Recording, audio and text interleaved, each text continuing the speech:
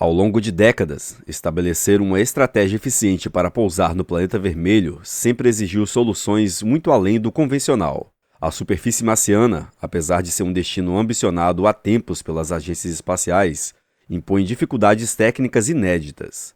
Técnicas como a utilização de grandes airbags ou complexos mecanismos de descida controlada por cabos já foram empregadas em sondas e rovers. Porém, esses métodos, embora engenhosos, ainda estão distante do ponto ideal para transportar seres humanos. Diante desse cenário, a NASA vem desenvolvendo um novo sistema de aterrissagem em Marte que se baseia na análise de dados provenientes da SpaceX, mas adota princípios bem diferentes dos esperados inicialmente. De modo surpreendente, essa abordagem inovadora pode não ter ligação direta com a Starship em si, embora ofereça elementos essenciais para determinar o que a Starship precisará enfrentar quando finalmente chegar ao solo marciano. Antes de entender o método proposto mais recentemente pela NASA, é útil destacar os obstáculos naturais que tornam a descida em Marte tão complexa. A principal distinção em relação às operações na Terra ou na Lua está na atmosfera do quarto planeta do Sistema Solar. Embora seja mais espessa do que a lunar, a atmosfera marciana é extremamente rarefeita se comparada à terrestre. Esse quadro cria uma situação singular. Por um lado, o ar é fino demais para que uma espaçonave possa usar estratégias baseadas em resistência atmosférica, como paraquedas comuns ou frenagem aerodinâmica eficaz. Por outro lado, ainda é denso o bastante para interferir nas manobras de descida. A densidade do ar em Marte equivale a menos de 1% da terrestre, resultando em velocidades terminais muito elevadas, chegando próximas a impressionante 1.000 km por hora, aproximadamente 4 vezes maior do que as encontradas na Terra. Essa realidade já desafiou a NASA, a ESA e a Rússia, que tiveram dificuldades em reduzir adequadamente a velocidade das espaçonaves e sofreram diversas perdas de sondas ao longo das tentativas. A atmosfera marciana, além disso, cria um problema conhecido como transição supersônica. A retropropulsão, técnica que consiste em acionar motores voltados no sentido contrário ao movimento para reduzir a velocidade durante a descida, é eficaz na Lua, onde não há atmosfera significativa. Porém, a NASA originalmente pensava que esse recurso só funcionaria bem em regime subsônico, ou seja, abaixo da velocidade do som.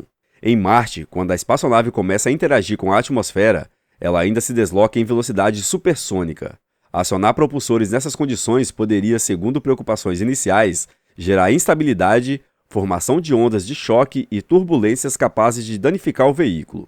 O maior temor era que as plumas dos motores criassem áreas de alta pressão, aquecimento excessivo e perda de controle, tornando a retropropulsão ineficaz para pousar naves grandes, pesadas e com alto valor estratégico, como aquelas que levarão os seres humanos. Durante muito tempo, essa combinação de atmosfera rarefeita e a necessidade de desaceleração em velocidades acima do som deixou a impressão de que pousar grandes cargas, estruturas e tripulação humana em Marte seria praticamente inviável com as técnicas disponíveis. Porém, as inovações recentes em propulsão, especialmente as desenvolvidas pela SpaceX, começaram a contestar esses pressupostos. Os experimentos da empresa de Elon Musk colocaram em xeque a visão convencional, abrindo espaço para novas abordagens e aumentando a esperança de que as barreiras técnicas possam ser vencidas. Um ponto de virada nessa discussão ocorreu quando Rob Manning, engenheiro de laboratório de propulsão a jato da NASA, apresentou resultados surpreendentes obtidos graças à colaboração entre a agência e a SpaceX. Entre 2014 e 2017, voos dos foguetes Falcon 9 da SpaceX serviram como valiosas plataformas de teste. Equipados com instrumentos especiais, esses veículos coletaram dados detalhados durante as manobras de reentrada na atmosfera terrestre. Esses testes não visam pousar em Marte, mas as informações obtidas sobre as forças aerodinâmicas, comportamentos térmicos e pressões dinâmicas em altas velocidades lembravam de forma notável as condições esperadas na chegada ao planeta vermelho. Assim, sem precisar enviar nada especificamente a Marte, a NASA podia estudar os efeitos da retropropulsão supersônica em um ambiente parcialmente análogo. A análise minuciosa desses dados envolveu modelagem aerodinâmica complexa, reconstrução de perfis de voo e uso de imagens térmicas. O resultado desses estudos levou a conclusões inéditas sobre a dinâmica de descida em velocidades muito elevadas. Durante as queimas de reentrada do Falcon 9, os pesquisadores observaram a formação de ondas de choque no entorno das plumas dos motores. Ao contrário da crença inicial, ao invés de desestabilizar o veículo, essas ondas criaram um tipo de escudo aerodinâmico, reduzindo turbulências e minimizando o aquecimento da estrutura. Essa descoberta significou que o uso de retropropulsão supersônica poderia de fato ser mais seguro e controlável do que se imaginava inicialmente. A partir daí, o caminho para adaptar tais técnicas ao ambiente marciano começou a ficar mais claro. Ao compreender como as plumas dos motores interagem com o fluxo de ar em velocidades extremas, os engenheiros da NASA ganharam parâmetros mais concretos para projetar sistemas de pouso adequados a Marte. Com o conhecimento fornecido pelos dados do Falcon 9, abriu-se uma possibilidade concreta de ajustar as estratégias de descida, tornando-as mais eficientes e confiáveis. Porém, mesmo com esse avanço, ainda restam questões consideráveis a serem resolvidas antes de pousar uma tripulação humana em solo marciano. Um dos grandes desafios em campo é pilotar e conduzir uma espaçonave de porte considerável como a Starship por uma atmosfera tão tênue. Embora haja ar suficiente para complicar a descida, ele não é denso a ponto de permitir uma frenagem aerodinâmica realmente efetiva.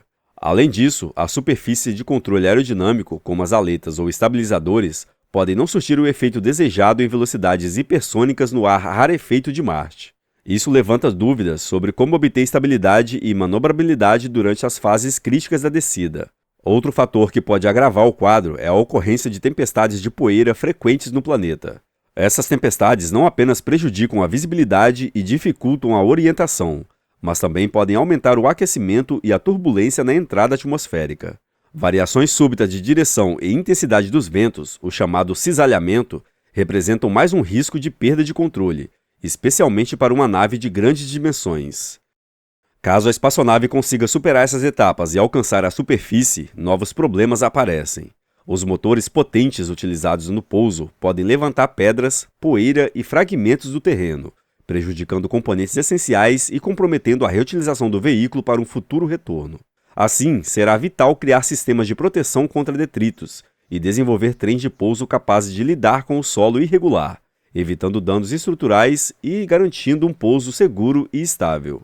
Além das questões imediatas relacionadas ao pouso, existe o desafio de estabelecer uma infraestrutura que facilite as operações futuras. É necessário pensar em superfícies adequadas para pousar veículos grandes sem levantar partículas prejudiciais. A preparação antecipada de bases minimiza riscos, mas exige planejamento detalhado. Ainda que a produção de combustível em Marte, por meio de utilização de recursos in situ, possa ser uma solução a longo prazo, há complexidades logísticas e técnicas.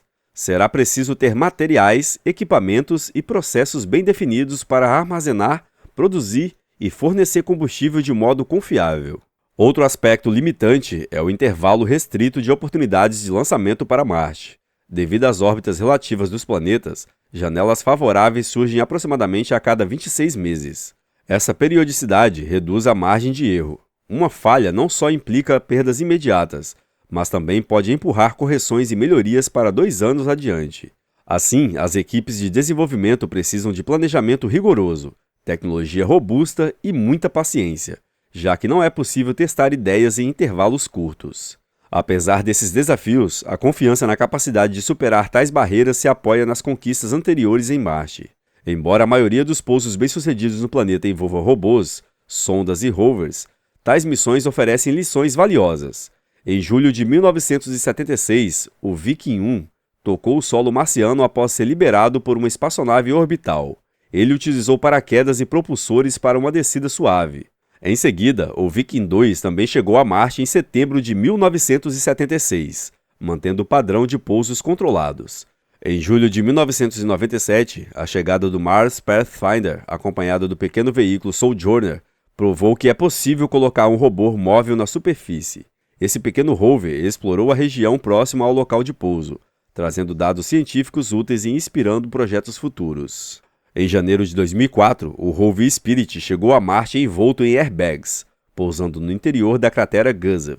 Poucos dias depois, seu gêmeo Opportunity realizou um pouso semelhante em outra região do planeta.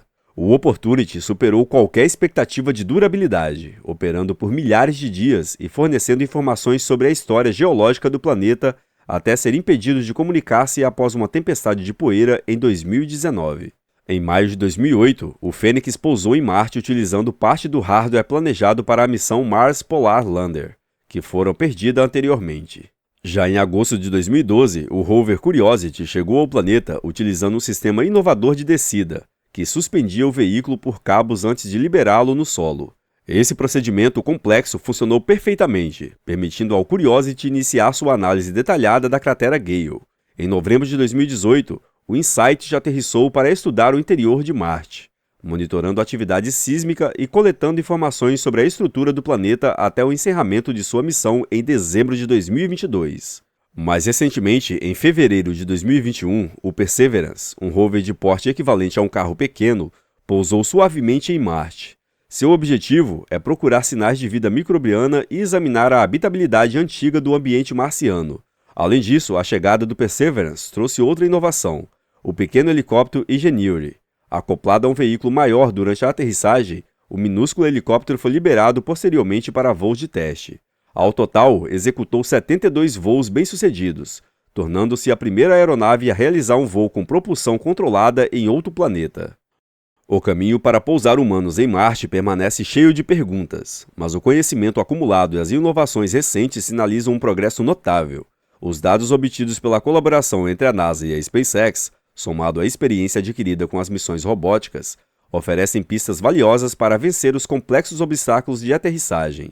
Ajustar técnicas, incorporar novos sistemas de propulsão e preparar-se para as condições incertas do ambiente marciano serão etapas fundamentais rumo ao objetivo maior: colocar humanos na superfície de outro planeta e dar o passo significativo na exploração do nosso sistema solar. É evidente que desenvolver um método confiável, seguro e repetível para pousar em Marte é um desafio sem precedentes, mas a indústria espacial já demonstrou diversas vezes a capacidade de romper barreiras consideradas intransponíveis. Com estudos contínuos, avanços tecnológicos e a vontade de aprender com cada tentativa, a expectativa é que o conhecimento gerado pelas experiências passadas e presentes conduza a sistemas de pouso cada vez mais eficientes. Desse modo, o sonho de levar seres humanos a Marte se torna gradualmente mais tangível. E você, assim como Elon Musk, acha que pousaremos em Marte nos próximos anos ou ainda levará décadas para isso acontecer? Deixe sua opinião nos comentários. Se você gostou deste conteúdo, deixe seu like, se inscreva e compartilhe. Obrigado por assistir e até o próximo vídeo.